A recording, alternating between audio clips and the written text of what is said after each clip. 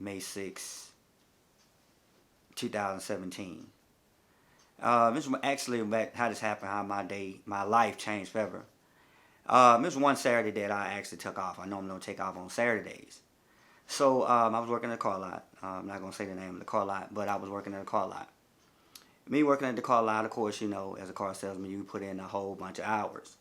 So, of course, this is one of those Saturdays, one of those rare Saturdays that I actually called in and took off for the day. So by me taking off for the day, I actually hung out with a cousin of mine. Hung out with a cousin. We actually went out, hung out for a minute. We was talking about normal things that we normally talk about, cars and music. That's what pretty much was our main topic on that day. So basically, around let's say 3 p.m., I get a phone call from my son. Normally, I'm always happy to hear from my son anytime he called me. But of course, it was just like one of those calls. It pretty much sounded like he wanted something or he needed something. So basically, I answered the phone. I was actually in the line, actually grabbing myself something to eat at the time. So he called me up. He's like, "Hey, Dad, what are you doing?" I told him I was hanging out, and I took off. He said, "Well, Dad, I thought you was at work today." I said, "Well, yeah, because he normally know I am at work." So he said, "I thought you was at work, Dad." I said, "But no, I took off today, right?" So I told him that. So he went on to ask me the question that he wanted. So he said, "Well, Dad, I met this girl, and I wanted to um, go out and see her, basically." But that wasn't his words. His words are exactly were, "Hey, Dad, could you take me to go get some cuckoo?" Now, that's what my son told me, 16-year-old boy. Of course, me being a father, I'm like, okay, well, hey, man, that's my son. Hey. So anyway, what I did, I told him, I'm like, well, son, how do you know this girl? Because at this time we was just basically going through some rough patches with my son at the time. So going through some rough patches, him and some gang activity, other things that I heard of, but I wasn't really 100% focused on. Well, I didn't necessarily not focused. I'm not gonna say focused. Things that I really didn't know of, but I heard of. But you know how that goes.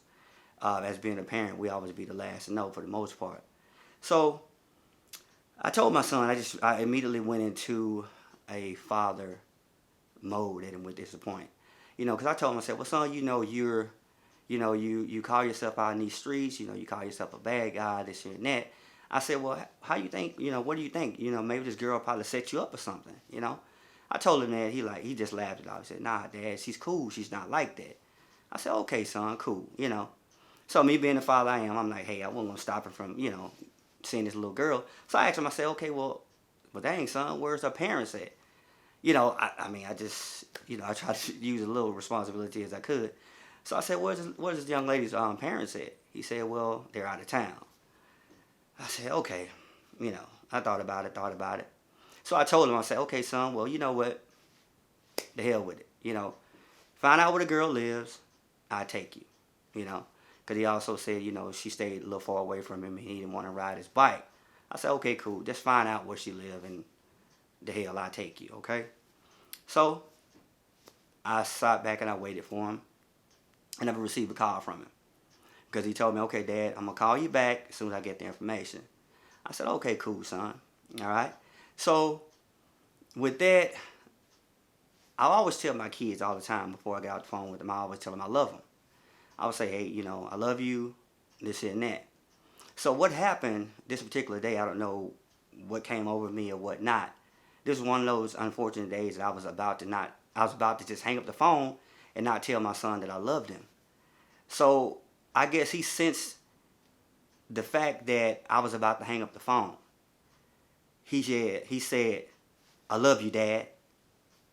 And I said, I love you too, son. So me expecting him to call me back, he never called me back. So I never got a call back from him. And, me thinking, okay, well, maybe he changed his mind. I figured maybe he changed his mind and, maybe, our kids are 16-year-old kids. So I'm like, okay, I just pretty much went on with the rest of my day. enjoying my Saturday off, one of those rare Saturdays. So I enjoyed my Saturday off. And then, like I said, going on with my day. And of course, it was a concert that my daughters were preparing to go to for that night. Of course, it was a Chris Brown concert. Never would forget it. So my daughters were, getting ready to go to this concert. So of course, we got them ready for the concert, all that good stuff. I'm sure it was about 11, maybe going into 12 midnight. So leading up into this particular situation, and the reason I started getting those feelings that I was kind of getting feelings of, that something's going to happen, but you just don't know. Something's going to happen, you just don't know. So I got into a habit of whenever my kid's mother would call me, I wouldn't say nothing. I would just pick up the phone and listen. That's just how paranoid and shocked I was at the time, because I just didn't know, but I had a feeling, but I just didn't know. Just so much uncertainty at that time. So, like I said, as the night progressed on, I get a phone call. My phone's ring, at a awkward time of morning. I think it was probably about 3 a.m., if my memory serves me correctly. It's about 3 a.m. I get a phone call. So normally, you always, when you get a phone call at 3 a.m., 9 times out of 10 it's not good. So I get the phone, and I heard the most awful sound I've ever heard in my life. Like I said, I just picked up the phone. I don't say nothing. I picked it up. I heard yelling and screaming. At that moment, my heart automatically dropped, because I knew it was something wrong. So the whole time, I'm listening to her yell and scream in the background, and she said, "It's Wayne. He's gone. He's dead." And at that point, I really don't know what happened. It wasn't even a feeling. It was just like a complete numbness. I just became numb, and I just jumped out of the bed. I just, in disbelief, I just jumped out frantically. I just said, "My baby, my baby, my baby." That's all I did. I got up, scrambled around, looking for my shoes, looking for my keys, to go over to his mother's home. So the whole time on my drive there, I'm just constantly saying, "My baby, my baby." That's all I can say. So I got there to her home. Of course, she's on the couch. She's distraught. My daughter's distraught. And I'm just still trying to put things together, It's just like not thinking clearly. I mean, hell, I don't even know if I was even thinking at all at that point. So I just asked her, "What happened? How do you know it's him?" It's just so many things that came in my head. It's like, okay, is it him? We just don't know, So I just had that denial had started to set in, and the disbelief and all that just bombarded me at one time. So I was like, "What happened? How did you hear this?" She told me that the detectives came over, and they said, they basically told her to call the morgue. They gave her a number, and the detective said that your son was killed doing something criminal.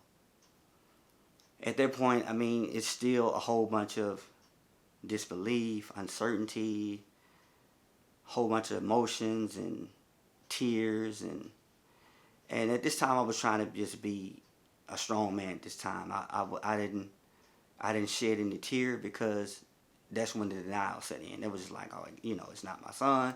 It's not him. It's a mistake. It's." So all those things I was just going through my head, was thinking that it's not him.